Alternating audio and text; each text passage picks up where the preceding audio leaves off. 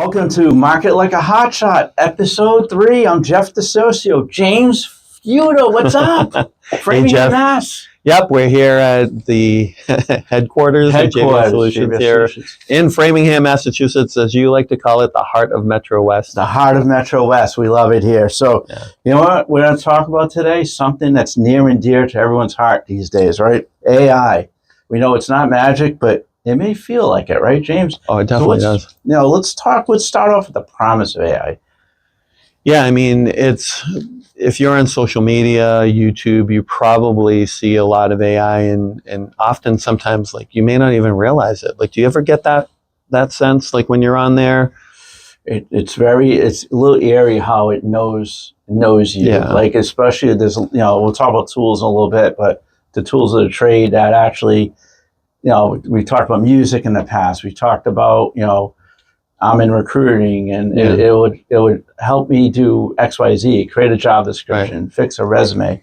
Yeah. It's all there. So it's crazy. It's crazy, and the thing is, we always talk about evolutions, right? Yeah.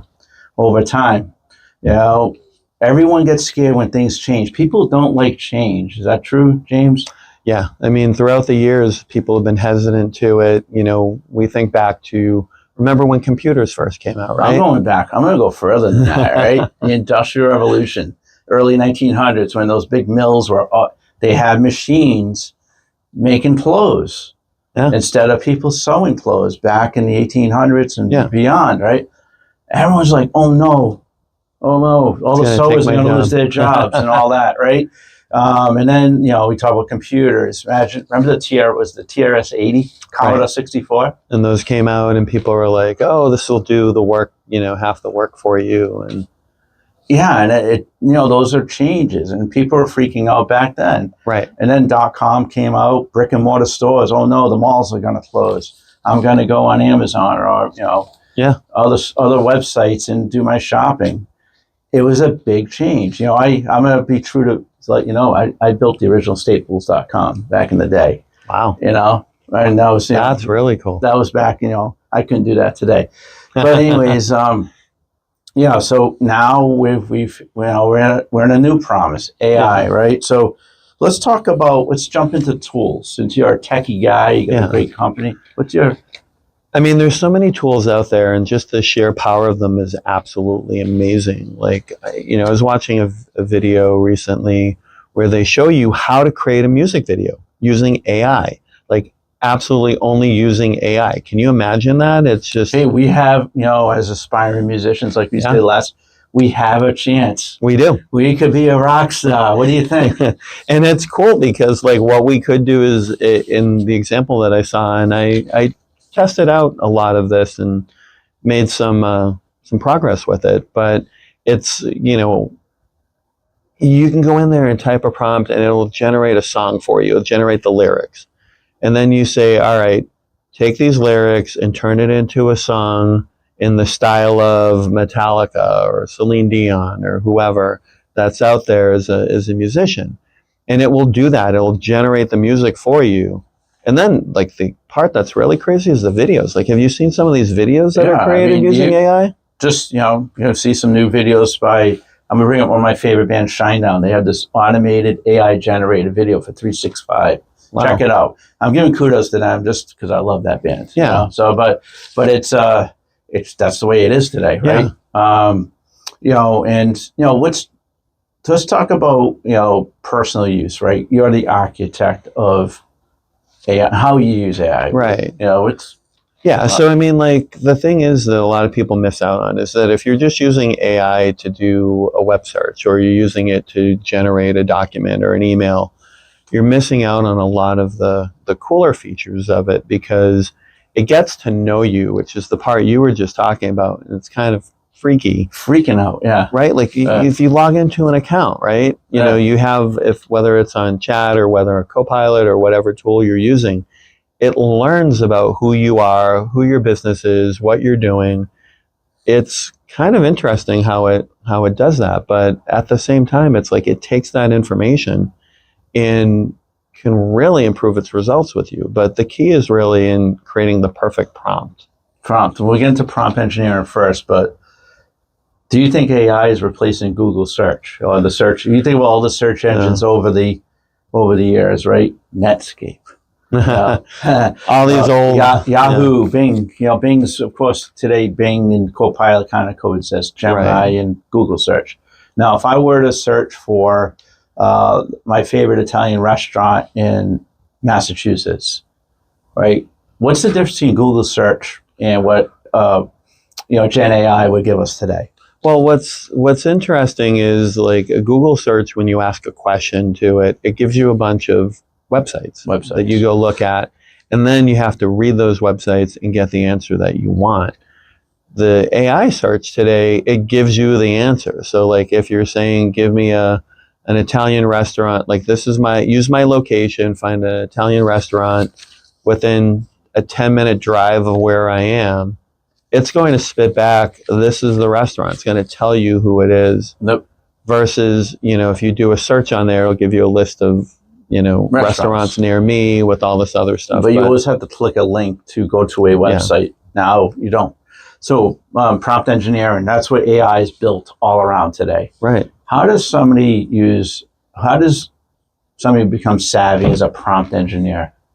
Well, it's funny because you and I have talked about this before, where when Google first came out, people would say that, oh, I know how to use Google. Like they would put that on their resume. Like, you know how to search the web was like a skill, which is to us these days as natural as breathing. Yeah, or being I remember being able to use a computer, and now using AI, it's got its own new skill set, which is what we call this prompt engineering. Right? And then the software development world, open source machine learning programming. Right. It's that, when I look at software engineers in my recruiting world as a staffing person, that's one of the first things you look at, right? Because almost every company today is incorporating some sort of prompt engineering in the applications that they build. So, but let's talk from a non-technical perspective. Right. Get back to that a little bit. You gave some great examples there, but how does somebody get savvy? Because AI is not going away. Yeah, it's not going away. It's not. Let's face facts. So, for the non-technical person, how do they get good at it? It's one of those things where you get to learn over time. And then what's really funny is that you can actually have AI create a prompt for you. Like you create a prompt that creates a prompt, which sounds kind of crazy. But, some of the tools, for example, that don't generate video or audio, you can say, put your prompt in and then say, generate a prompt for me to create a video for this. Like, you may have it create an article for you or a social media post, and then you may ask it to give you a prompt to create a corresponding video or even an audio. So you're giving some great examples there, not only for the non-technical person, but also the marketers out there. So you have the market like a hotshot and use AI. Content creation is really key. It is. Right. You do have to worry about copyright at times. Now, how does that, that's, as a marketer, right, you're going to create content, you're going to build your website. But, if you prompt and ask for something, put it on your website, what's the ramifications there from a copyright perspective? Yeah, I mean, copyright, that we had a whole actors and writers strike, recently just because of that, because they don't want their likeness being on there. And I think there was a voice that on one of the generative AI tools that sounded remarkably similar to Scarlett Johansson, and that caused a big, big issue related to that. She was on Jimmy Fallon last night. Yeah, Scarlett Johansson, new movie coming out, right? Yeah. But I mean, like that's the thing with a lot of that stuff is that, like, you have to be worried about copyright. But the other thing to me too is you got to be worried about accuracy. So like, I had it generate a post for me about a WordPress upgrade. Yeah. It happened late at night. I didn't want to stay here and craft it all on my own for 2 hours. So I'm like, let me see what it comes back with. What was interesting is it wrote a really nice post for me. However, did it have any emojis in there? And thankfully it did not. But the thing about it is it used like a code, there's always like a code name for the WordPress releases. And this one picked a code name that not only wasn't correct, but I don't think it was ever used for WordPress.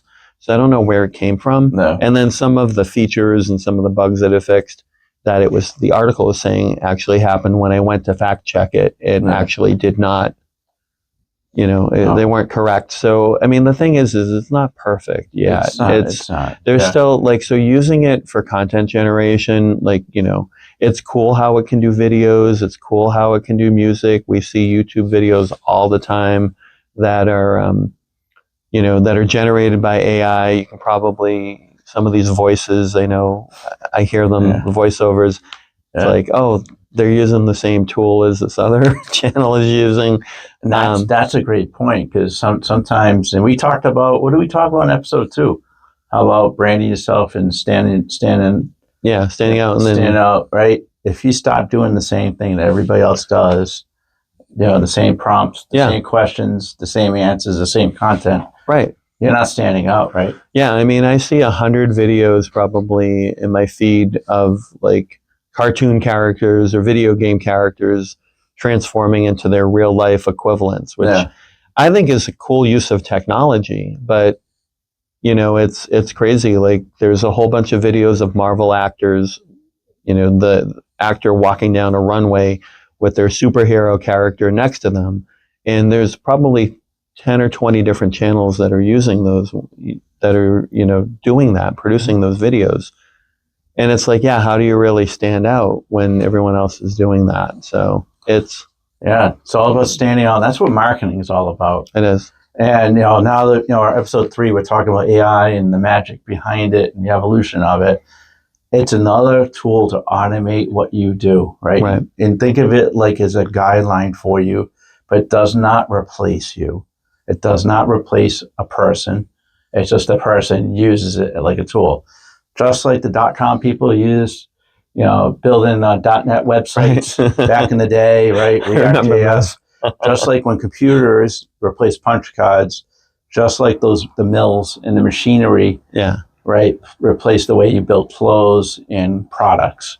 That's all it is. You just adjust it over the years. So, we're coming in. That plane is landing right now, James.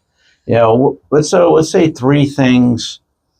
I'm gonna focus on the marketer, since this is our marketing podcast. Right. What's 3 things that a marketer today should take from our podcast today and to go into their daily lives? The first one I would say is the power of the prompt, making sure that you understand what you're putting into your prompts and using them effectively, and not just typing something basic in. The more detail, the better. Yep. So that'd be my first one. That's very, very important. The second thing is to fact check your results, because it amazes me the level of responses that we get from AI these days. But again, if you don't go through and read it line by line, that can be problematic. And then it's a little bit, I'm going to say 2A with that one. Yeah. Right? Humanize. Right. Humanize it. Do a fact check, and then make it a little more like the prompt or the information should come from a human. Right. And then you can actually add that to your prompt too. Yeah. Say, create this, make it sound like it's written by a human. Yeah, exactly. And it's a fun thing to actually try, is to type a prompt in and then add, then say, this is great, make it better by making it look like it was written by a human. Yeah. And then third one. Third one is to just really remember the place of AI, which is it's really there to help you. It's not really there to replace all your work, and leverage it for those, leverage it for its purpose, but you also want to make sure that you're the one that's driving it. And you're the architect. You're the architect. You are the architect. So, what about your 3? My 3? I'm going to talk from a staffing perspective and career planning. Learn it. Take classes. Go to your local college. There's stuff on the internet. Learn. That's my 3. Learn. And, don't be afraid of change. That's my second one. And third one, hey, this podcast was generated by AI. This is not really James and Jeff. I'm only kidding. So, hey, this was great. Market Like a Hotshot, episode 3. Live here in Framingham, Mass. I'm Jeff DeSocio, James Feudo, And let's have a good day. We'll see you all soon.